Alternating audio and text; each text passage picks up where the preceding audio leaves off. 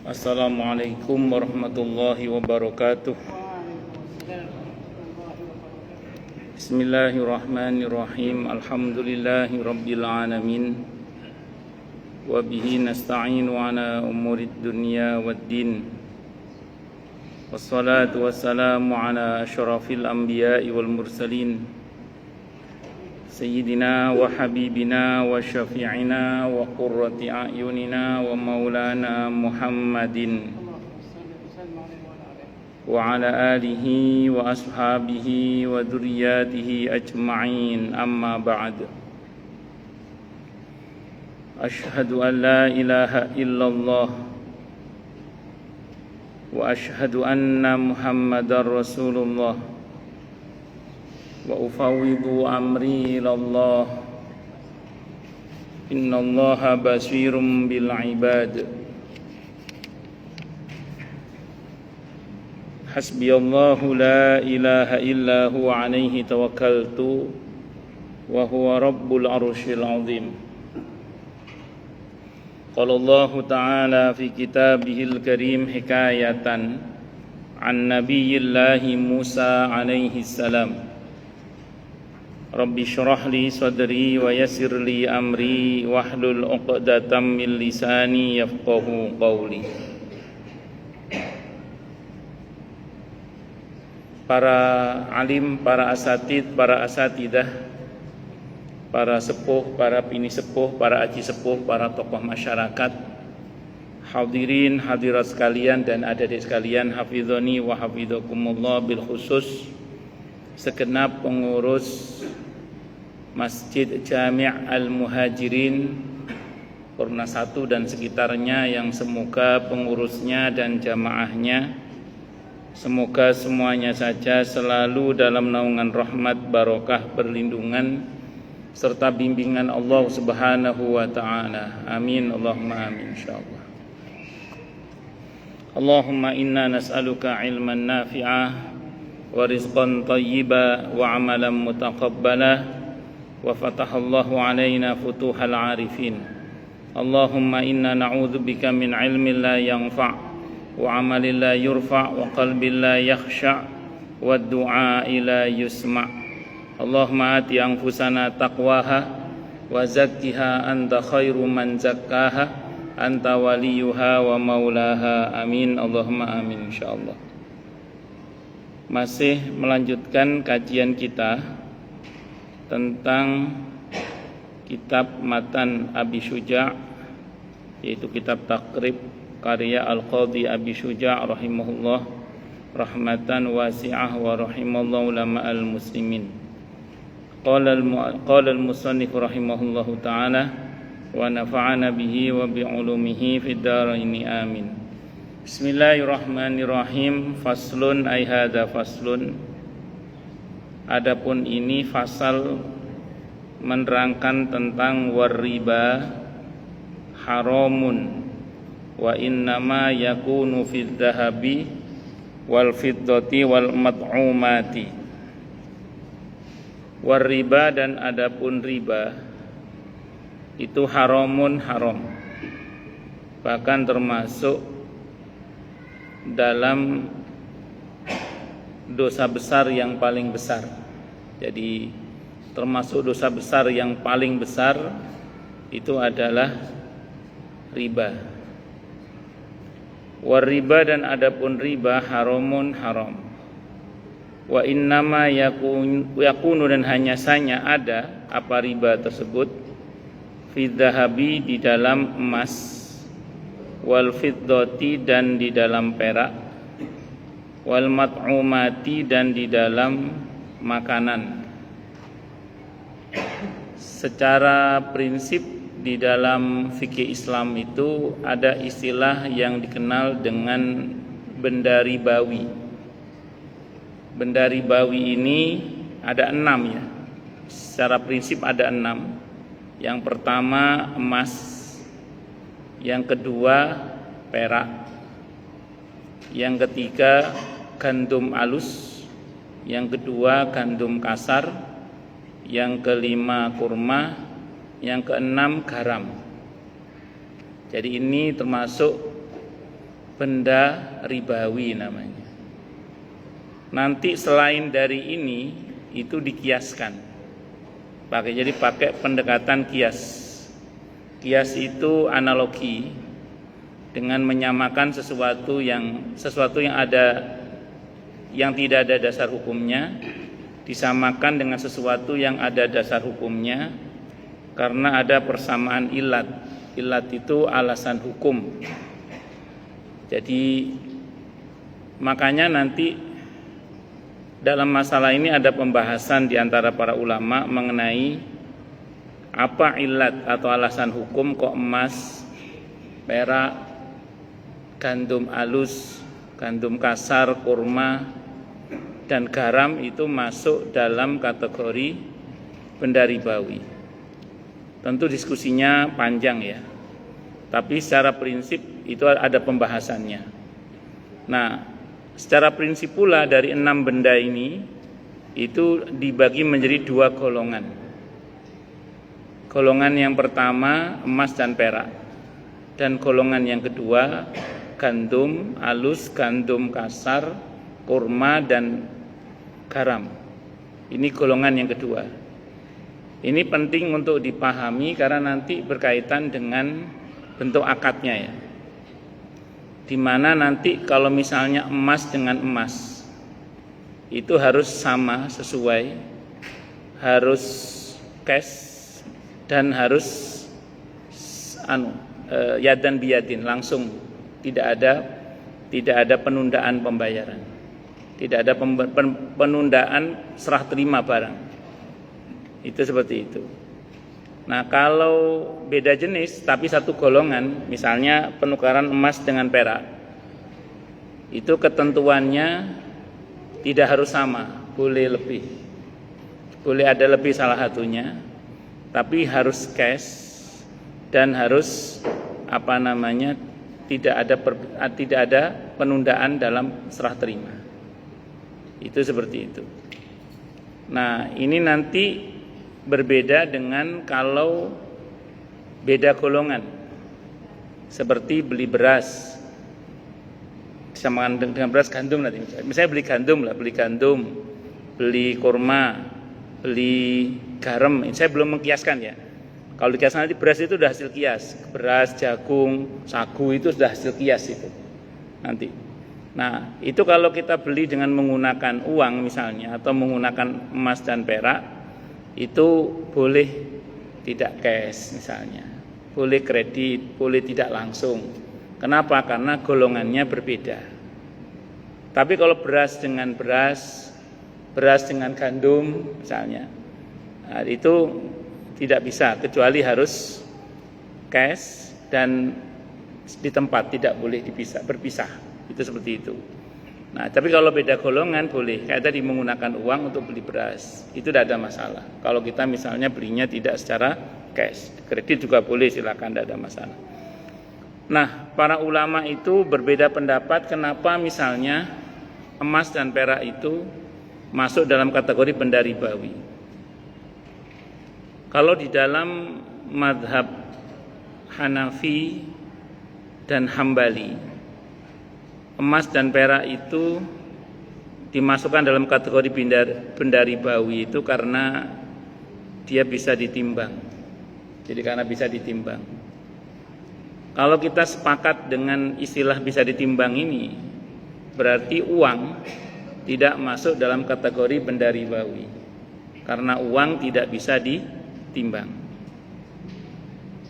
Berbeda dengan Hanafi dan Hambali, pendapat Imam Malik atau dalam madhab Maliki dan di dalam madhab Syafi'i dan sebagian pendapat Imam Hambali, pendapat dalam madhab Hanabilah, itu mengkategorikan emas dan perak itu masuk dalam kategori benda ribawi karena ghalabatus samaniyah. Jadi umumnya atau karena dominasi penggunaannya sebagai mata uang atau alat tukar. Dan ini tidak berlaku untuk benda lain selain dari emas dan perak. Jadi ini tidak berlaku bagi benda lain selain dari emas dan perak. Itu kata kuncinya. Nah, berarti kalau kita sepakat dengan pendapat yang kedua ini juga, berarti mata uang selain dari emas dan perak. Karena menurut penjelasan sebagian para ulama, di masa Nabi itu juga sudah ada mata uang yang terbuat dari selain emas dan perak. Tapi itu tidak dimasukkan dalam kategori benda ribawi. Nah, sehingga kemudian karenanya uang itu tidak masuk dalam kategori benda ribawi. Kalau saya sampaikan begini, kalau kita sepakat dengan dua pendapat yang pertama ini, berarti tukar uang baru yang pinggir jalan itu, yang kalau kita punya uang 100.000 tukar sama uang pecahan 10 ribuan dapat 90.000 itu misalnya, itu kalau pakai alasan ilat hukumnya ini, berarti halal itu, tidak apa-apa. Kalau pakai pendekatan ini ya, pakai pendekatan ilat ini. Tapi kalau yang ketiga ini didominasi oleh Al-Imam Ahmad Ibn Taimiyah rahimahullah dan murid beliau Ibnu Qayyim Al-Jauziyah rahimahullah. Dalam satu riwayat disebutkan bahwa ini juga diambil dari pendapat dari Imam Hambali juga. Jadi ada diambil dari sebagian dalam pendapat mazhab Hambali juga, bahwa keberadaan emas dan perak itu sebagai benda ribawi itu lebih kepada karena mutlaqus samaniyah, mutlak sebagai alat tukar, dan ini berlaku untuk semua alat tukar termasuk uang. Dan kalau Anda sepakat dengan pendapat ini, maka yang saya bilang tadi tukar menukar uang dengan selisih tadi itu tidak boleh karena masuk dalam kategori riba fadl. Kalau tukernya uang rupiah dengan sama-sama rupiah ya. Tapi kalau money changer yang notabene adalah jenisnya berbeda, dolar dengan rupiah itu dianggap jenisnya berbeda. Real dengan rupiah itu dianggap jenisnya berbeda, maka boleh ada selisih, tidak apa-apa. Tapi harus cash dan harus serah terimanya di tempat, tidak boleh ada perpisahan. Itu seperti itu, yadan biyadin namanya. Jadi harus langsung, tidak boleh ada perpisahan. Makanya kalau Anda nukar uang, kalau Anda udah transfer duluan, uangnya baru dikirim dalam bentuk pecahan, ada perpisahan berarti itu tidak boleh sebenarnya, harus langsung. Jadi kalau bisa ya diterima dulu uangnya, uang pecahannya, baru Anda transfer ke orangnya. Itu seperti itu. Nah, jadi itu ya diantara konsekuensi hukumnya. Nah, saya bukan seorang fakih yang bisa mentarjih mana yang lebih kuat diantara tiga pendapat ini. Cuman kebanyakan ulama untuk kehati-hatiannya itu memasukkan emas dan perak itu lebih kepada karena umumnya dia sebagai alat tukar itu, sehingga karenanya kemudian uang itu masuk dalam kategori benda ribawi. Ini umumnya ulama kita ya. Itu seperti itu. Tapi memang nanti diskusinya sangat panjang, mengingat apakah memang bisa disamakan uang itu dengan emas. Itu nanti diskusinya panjang. Karena di per tahun 1971 untuk mencetak uang itu negara tidak harus punya emas. Kalau sebelum tahun 71 negara kalau mau nyetak uang itu harus punya emas, sehingga bolehlah dianggap uang itu sama dengan emas. Tapi sejak tahun 71 itu ke sini, itu untuk mencetak uang negara tidak harus punya emas. Nah, karena kebijakan yang berbeda ini, sehingga uang di zaman sekarang ini tidak bisa serta-merta disamakan dengan emas. Itu seperti itu. Nah, makanya ini diskusinya panjang ini. Tapi secara prinsip benda ribawi ada 6 tadi itu. Emas, perak, gandum halus, gandum kasar, kurma, terus garam. Yang lainnya itu nanti dikiaskan itu. Itu seperti itu. Dan pada emas dan perak ini pun nanti kalau kita lihat fatwa DSN sama fatwa MUI terbaru, itu diskusinya juga agak gayeng juga itu. Tapi terlepas dari apapun itu dulu ya yang prinsip yang harus kita pahami. Kalau instruksi dari Sayyidina Umar radhiyallahu an itu beliau menegaskan bahwa masalah riba ini masalah yang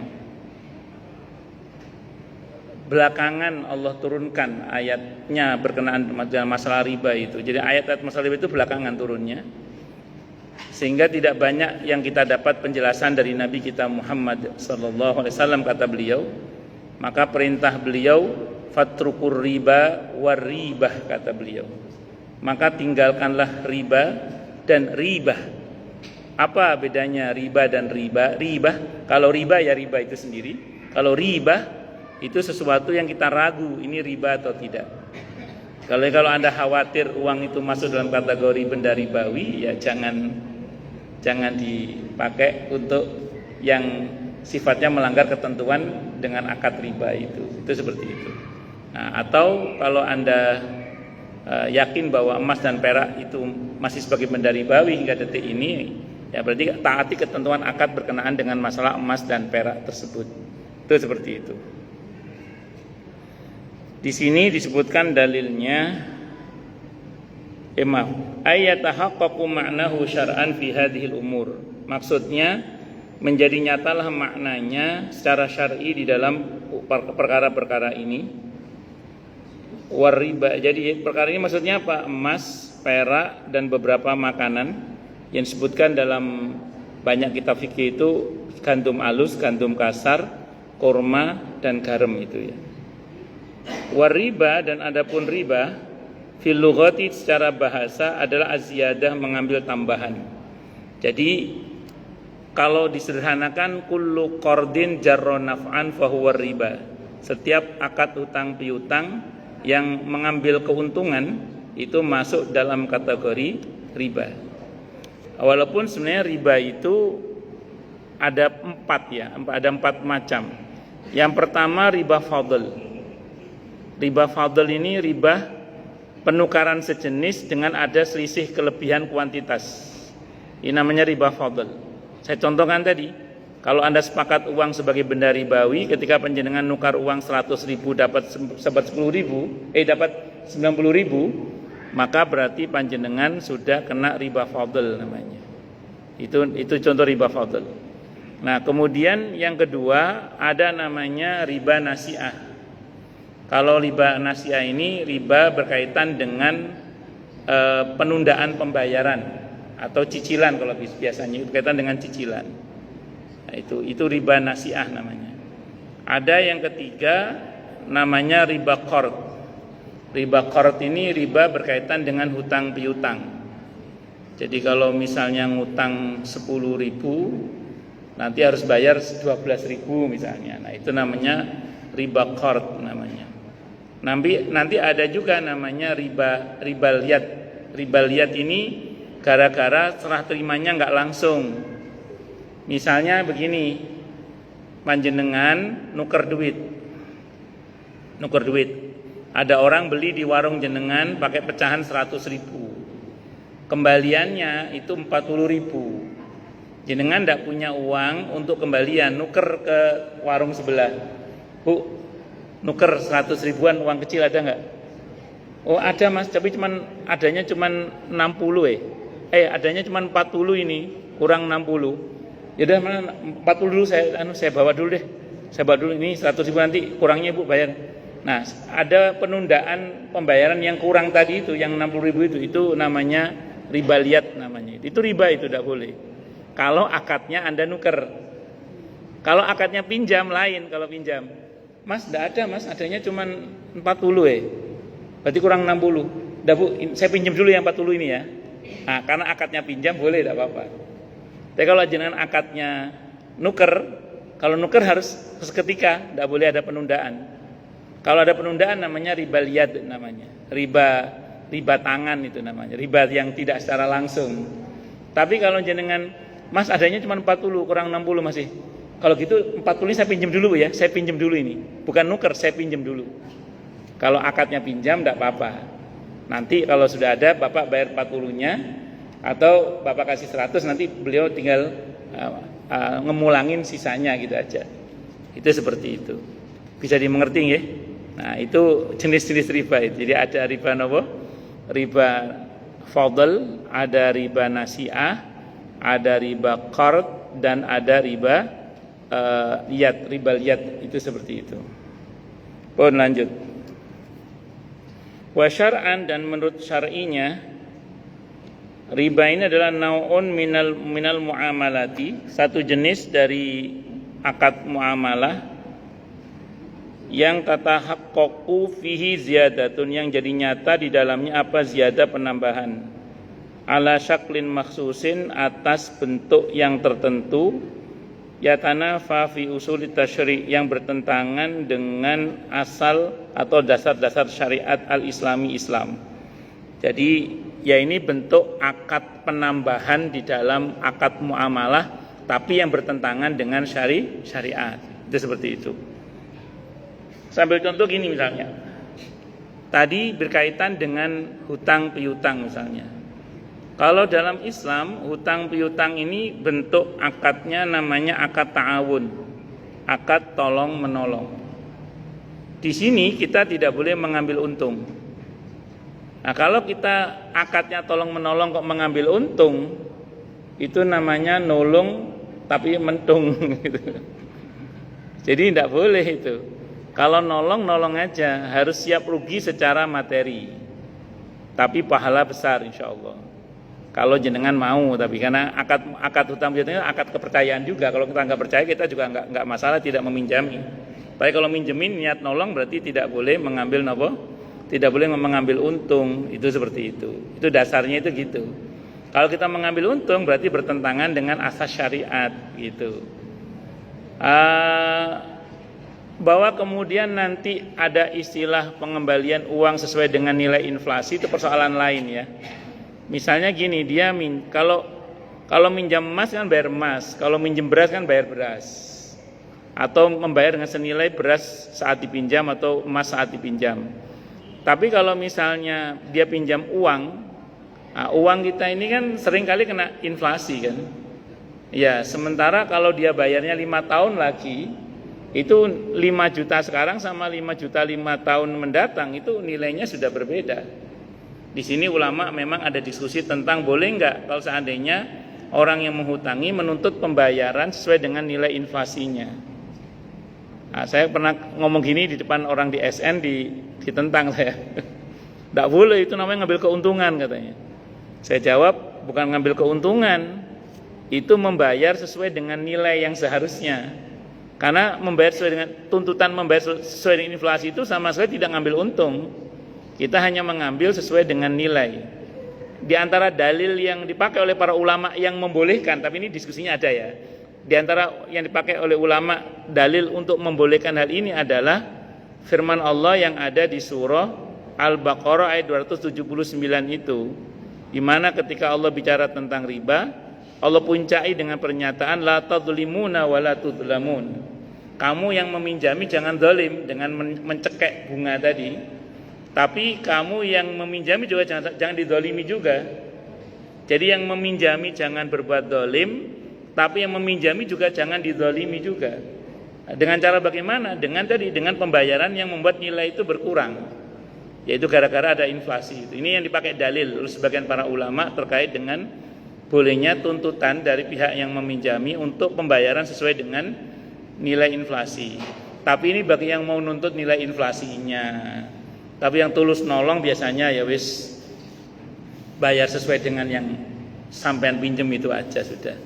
Nah, cuman yang pinjem ya gitu, ngerti ya lek jenenge disili dipinjemi ya mbok ya lek bayar dilebihi gitu loh atas kesadaran sendiri. Karena itu kebiasaan Nabi kita Muhammad sallallahu alaihi wasallam. Nabi itu di antara kebiasaannya kalau bayar utang ya beliau melebihkan.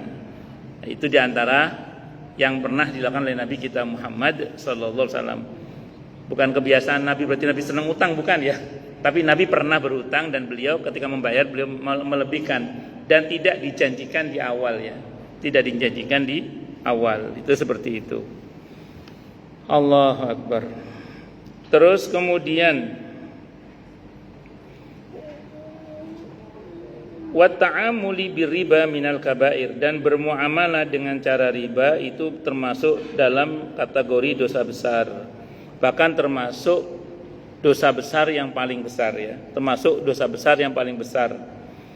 Wal aslu fi tahrimihi ayatun, dan adapun asal atau dasar dari pengharamannya adalah beberapa ayat.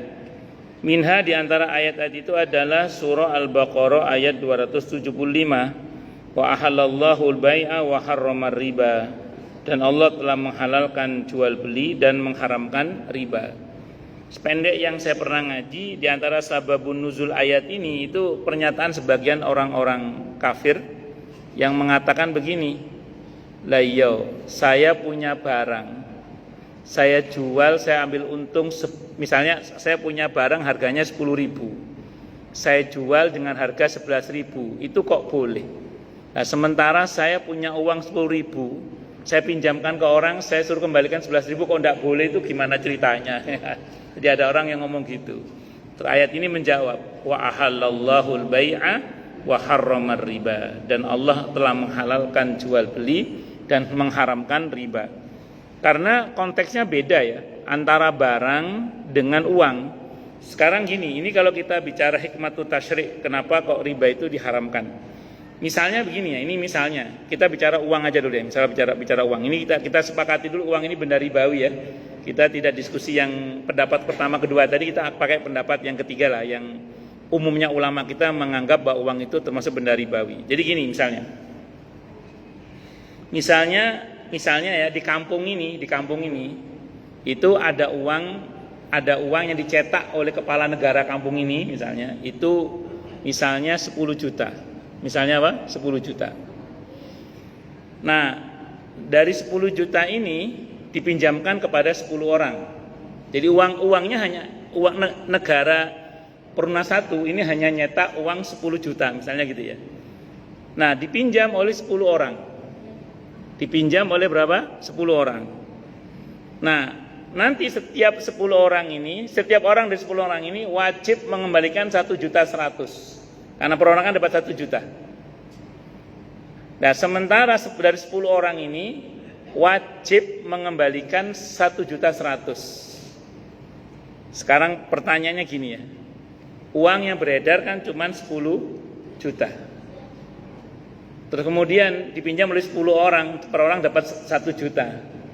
Sementara nanti mereka wajib mengembalikan 1.100.000. Berarti yang harus kembali adalah 11 juta. Pertanyaannya, yang 1 juta itu dapat dari mana kira-kira? Kan uang yang beredar cuma 10 juta. Sementara yang harus kembali itu 11 juta. Pertanyaannya, dari mana yang 1 juta itu uangnya kira-kira? Dari mana? Berarti di antara 10 orang ini harus ada yang bangkrut. Di antara 10 orang ini harus ada yang bangkrut. Harus ada yang disita agunannya. Kan kurang Pak Haji.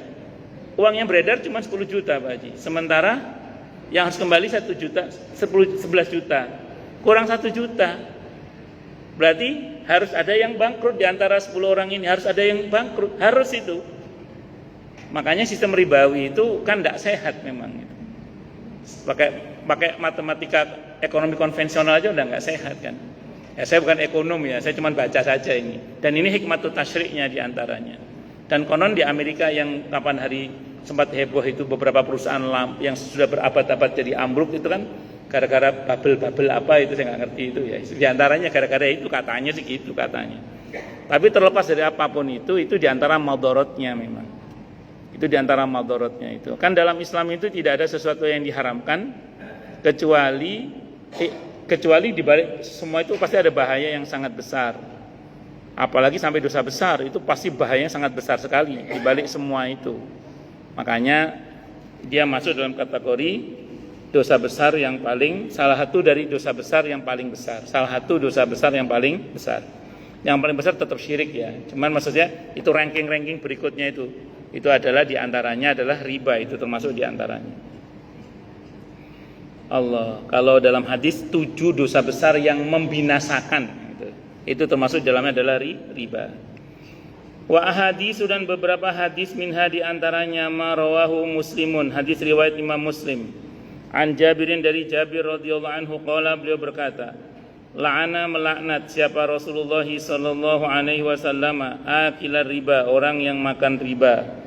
wa mukilahu dan orang yang mewakilkan dalam akad riba, wa katibahu dan katib juru catatnya riba, wa syahidai dan dua juru saksinya riba. Wa qala dan beliau berkata, Nabi kita Muhammad sallallahu alaihi wasallam bersabda, hum sawaun, mereka sami mawon, sama saja. Ayastawuna fi fi'il maksiat, maksudnya sama saja mereka itu dalam mengerjakan maksiat, wal ismi dan dosa. Jadi karena mereka bersikat dalam dosa, maka semuanya pun mendapatkan dosa. Walaupun nanti dalam konteks orang-orang yang terpaksa meminjam dengan akad riba, itu nanti ada diskusi khusus ya. Jadi dalam konteks tertentu untuk orang-orang tertentu yang terpaksa itu menggunakan, misalnya terpaksa mencari uang dengan cara yang riba tadi, itu ada persoalan, ada pembahasan khusus. Namun secara prinsip semuanya sama gitu. Secara prinsip semuanya sama dan sepatutnya ini dihindari dan jangan dilakukan kecuali betul-betul ada kondisi yang sangat darurat atau hajat yang sangat mendesak, atau memang ada kondisi di mana memang tidak bisa dihindari. Itu seperti itu. Allahu Akbar. Wala yajuzu bai'udz dzahabi bidz-dzahabi wallahu alam bisawab. Yang mau nanya dulu silakan, kalau enggak saya teruskan. Monggo kalau ada. Pak Haji mungkin. Monggo silakan kalau ada yang mau nanya dulu mungkin. Tanya, protes, marah boleh silakan. Kalau ada. Kalau enggak ada berarti jelas semua. Atau tidak jelas semua. Jelas semua nggih? Atau tidak jelas semua. Nggih pun kalau enggak ada saya teruskan kalau gitu. Wala yajuzu dan tidak boleh bai'udz dzahabi menjual emas bidzahabi dengan emas, walal fiddati dan tidak boleh pula menjual perak, kadzalik demikian juga. Illa mutamasilan, kecuali sepadan naqd dan cash. Tidak boleh kredit. Itu seperti itu. Ini rawa Muslimun, telah meriwayatkan hadis dari Imam Muslim. An Abi Hurairah, dari Abi Hurairah radhiyallahu anhu qala, beliau berkata, qala bersabda siapa Rasulullah sallallahu alaihi wasallam, adz-dzahabu bidz-dzahabi waznan biwaznin, emas dengan emas itu harus timbangannya sama, mislan bimislin harus sepadan, wal fiddati bil fiddah dan perak dengan perak, waznan biwaznin timbangannya harus sama, mislan bimislin harus sepadan, tidak boleh ada perbedaan. Faman zada awisdada, maka barang siapa yang menambah atau minta ditambah, fahuwa riba, maka itu termasuk perbuatan yang mengandung unsur riba. Wa fi riwayatin, dan riwayat yang lain, wa fi riwayati Abi Sa'id radhiyallahu an, dan riwayat Abi Sa'id Al-Khudri radhiyallahu an, yadan biyadin, tangan ketemu tangan, maksudnya tidak terpisah. Ainak dan maksudnya harus cash. Ya, jadi bitaqabudil badalaini fil majlis, dengan diterimanya atau diserah terimakannya dua benda yang dipertukarkan itu dalam satu majlis. Mutamasilan harus sepadan, duna ziyadatin bil wazni, tidak boleh ada kelebihan dalam timbangan. Jadi kalau sekarang mungkin saya nggak pengalaman beli emas ya. Mungkin jenengan pernah beli emas di lembaga tertentu, itu loket sini pemesanannya, nanti pengambilan barangnya di mana gitu ya, kalau nggak salah ada pisah itu tidak boleh itu sebenarnya. Kalau merujuk pada teori ini, dasar ini maksudnya tidak boleh. Dulu di masa Sayyidina Umar radhiyallahu an, pernah ada seseorang yang akan menukar uang peraknya, dinar itu dengan dirham, atau sebaliknya saya lupa itu. Nah, ketika itu sahabat Nabi yang lain mengatakan kepada pembantunya, tolong ambilkan uang saya di rumah untuk ditukar dengan uangnya orang ini itu. Akhirnya diambil. Nah, selama pengambilan itu, ketika mau diserahkan kepada sahabat yang uangnya masih diambil, kata Sayyidina Umar, jangan, tahan uangmu sampai uangnya dia datang. Pokoknya jangan sampai diserahkan sebelum uangmu datang.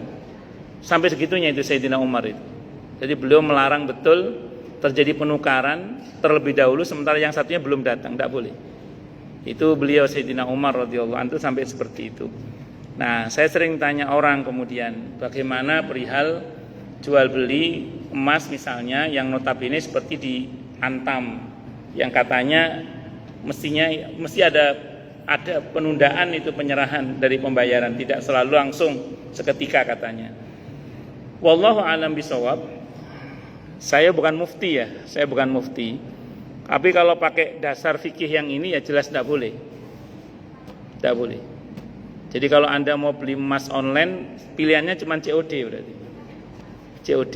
Jadi COD itu barangnya sampai, Anda terima dari kurir, Anda bayar uangnya langsung. Itu yang mungkin gitu. Kalau beli secara online itu. Nah, jadi yang mungkin itu seperti itu. Nah, tapi kalau Anda pakai fatwa MUI terbaru berdasar DSN dan MUI itu punya fatwa terbaru, bunyinya begini. Intinya saja ya, nanti bisa dibaca sendiri ya. Emas dan perak hari ini sudah tidak lagi sebagai alat tukar. Dia dinilai sebagai komoditi. Berarti MUI DSN itu menilai sebab dianggapnya emas dan perak sebagai benda ribawi itu lebih kepada karena dia sebagai alat tukar. Nah, fungsi sebagai alat tukar itu sekarang sudah tidak ada. Sehingga karenanya kemudian dia seperti komoditi kebanyakan. Bisa diperjualbelikan termasuk dengan cara dikredit. Termasuk dengan cara tidak langsung. Nah, ini kalau Anda sepakat dengan fatwa ini, monggo nanti dibuka sendiri aja fatwanya, jangan rujuk ke saya bukan mufti. Kalau Anda nanya saya tetap lebih suka mengambil yang berhati-hati ya. Karena bagaimanapun juga kehati-hatian dalam hal ini itu ya lebih selamat lah insyaallah. Dan prinsip yang saya pegang adalah perkataan Sayyidina Umar yang mengatakan fatrukur riba war riba. Tinggalkanlah riba dan segala sesuatu yang kamu ragu ini riba atau bukan riba. Kira-kira gitu ya. Jadi kalaupun Anda terpaksa memang akan beli secara online, pastikan itu yang sifatnya COD. Jadi barang ada, uang ada, langsung serah terima seketika itu juga. Jadi tidak ada penundaan serah terima ya. Di antara pembayaran dan penyerah terimahan itu tidak ada penundaan. Itu baru aman itu sudah. Tapi kalau jenengan ada penundaan, apalagi kredit beli emasnya, kalau merujuk pada fatwa DSN atau MUI saat ini ya monggo mawon, tapi jangan nanya ke saya, nanti silakan dirujuk ke fatwanya mereka, ke beliau-beliau itu. Nah, sementara kalau Anda nanya ke saya, karena saya bermadzhab Syafi'i ya, saya termasuk yang berpendapat sebagaimana dalam kitab ini. Itu ngoten nggih. Wallahu alam bisawab. Itu seperti itu. Terus kemudian wala bai'u mabta'ahu hatta yaqbidahu, dan tidak boleh pula menjual sesuatu yang telah dibeli hingga orang yang membeli itu telah menerimanya. Jadi jenengan tidak boleh menjual sesuatu sebelum sesuatu yang Anda beli itu Anda terima. Contoh gini misalnya, ini contoh aja misalnya. Jenengan beli barang bangunan di sebuah toko bangunan misalnya. Batu bata lah misalnya itu. Pak, saya beli batu bata 10.000 batu bata. Tak transfer ya, wis transfer. Nah, batu batanya masih ada di toko itu.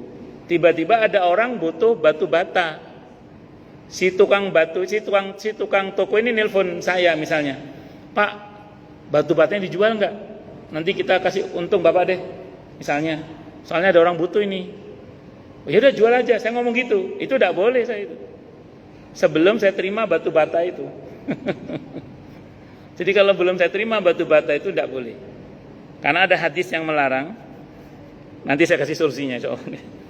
Jadi rawa al-Bukhari, telah mengatakan hadis dari Imam al-Bukhari, an Ibnu Abbas radhiyallahu anhuma, qala beliau berkata, ammal ladzi naha anhu an-nabiy sallallahu alaihi wasallam, adapun sesuatu yang telah dilarang, yang telah melarang darinya siapa Nabi kita Muhammad SAW, bahwa at-ta'amu ayyuba'a hatta yuqbadha, itu makanan yang dijual, yaitu makanan yang dijual hingga dia diterima. Qala Ibnu Abbas, berkata Ibnu Abbas, itu makanan yang tidak boleh dijual hingga dia diterima gitu ya. Qala Ibnu Abbas, berkata Ibnu Abbas, wala ahsibu kulla syai'in illa mithlahu, dan aku tidak menduga segala sesuatu kecuali pasti seperti itu juga harusnya. Ai misla ta'ami la yajuzu bai'uhu illa ba'da yuqbadha. Jadi tidak boleh dijual kecuali setelah diserah terimakan. Nah, kalau Anda mau misalnya biar sah jual belinya tadi supaya kemudian masuk dalam kategori yang sudah diterima, maka bisa menggunakan akad wakalah ya. Akad wakalah itu contoh gini misalnya, kan ada yang beli tadi kan. Nah, terus kemudian karena barang belum ada terima, otomatis kan belum boleh dijual itu. Karena ada larangan dari Nabi kita Muhammad SAW. Supaya boleh, gampang. Saya minta tolong orang saya di sini, atau mungkin minta tolong orang di toko itu, siapa karyawan atau siapa, Mas jadi wakil saya ya, terima batu bata itu sebagai wakil saya dan tolong nanti jualkan ke orang yang bersangkutan yang mau beli itu nanti. Misalnya gitu. Itu boleh menggunakan akad wakalah berarti. Tapi tetap harus diterima dulu. Nggak boleh nggak diterima dulu. Inilah pentingnya kita mengenal akad-akad dalam Islam supaya jual beli kita tidak haram. Karena ini nanti berkaitan dengan pemindahan hak juga. Karena kalau pemindahan haknya tidak sah, berarti kan batil. Kalau batil itu kan kalau kaidah fikihnya al-butlanu la asara fil hukmi. Sesuatu yang batal itu tidak punya implikasi hukum. Berarti bisa haram begitu maksudnya. Wallahu a'lam bishawab. Baik, sebelum saya tutup ada yang mau nanya dulu mungkin? Semoga Pak Haji. Ini masalah arisan Pak. Iya Pak. Namanya saya nih mau dulu, tapi yang dapat ini Pak Amir. Iya. Pak Amir saya bilang, saya pinjam dulu, saya pakai ini tuh, nanti umpama dapatnya 1 juta, kira saya terima 900, yang saya harus ambil. Boleh nggak gitu Ustaz? Apa kita masuk riba? Bagus. Bismillahirrahmanirrahim.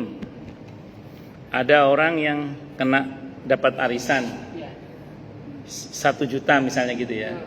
Terus Bapak bilang ke Pak Amir, Pak saya ambil ya bagian Bapak, ya kan ini bagian Bapak, saya dulu ya gitu ya. Nah sebagai perjanjiannya nanti Bapak akan saya beri 100.000. Nah berarti ini yang 900 saya ambil, nanti Bapak, karena ini jenis kan kemarin di awal saya sampaikan di sini bahwa arisan ini kan masuk dalam kategori akad hutang ya. Akad hutang. Bisa juga akad wadiah, cuman lebih condong ke akad hutang. Kalau ini masuk dalam kategori akad qard atau hutang Pak Haji, ini termasuk menjanjikan keuntungan bagi orang yang meminjami Pak Haji. Dan ini masuk dalam kategori riba, tidak boleh. Kecuali Pak Haji nggak usah ngomong. Boleh Pak ya, boleh Bapak terima. Terus Pak Haji, makasih ya, salam tempel gitu. Jadi nggak usah ngomong, boleh kalau gitu Pak Haji. Kalau dijanjikan tidak boleh Pak Haji. Karena ini masuk dalam kategori qard, masuk dalam kategori hutang Pak Haji. Masuk dalam kategori kullu qardin jarra naf'an fa huwa riba. Ngoten nggih? Wallahu a'lam bishawab. Cukup dulu. Kita tutup dengan hamdalah. Alhamdulillahirabbil alamin. Semoga kajian kita bisa bermanfaat, mubarakah fi dini wa dunya wal akhirah untuk kita, keluarga kita dan seluruh umat Islam semuanya. Dan mudah-mudahan kita semua dijadikan oleh Allah sebagai orang-orang yang sukses dunia akhirat, selamat dunia akhirat, bahagia dunia akhirat, dan dipermudah setiap urusan kita oleh Allah fi dini wa dunya wal akhirah. Semoga Allah limpahkan hidayah selalu untuk kita, semoga Allah tingkatkan selalu hidayah untuk kita, dan semoga Allah berikan hidayah untuk siapapun yang melihat kita. Subhanakallahumma bihamdika asyhadu an la ilaha illa anta astaghfiruka wa atubu ilaik. Sallallahu alaihi Muhammad wa ala alihi wa sahbihi wasallam. Saya mohon maaf. Assalamualaikum warahmatullahi wabarakatuh.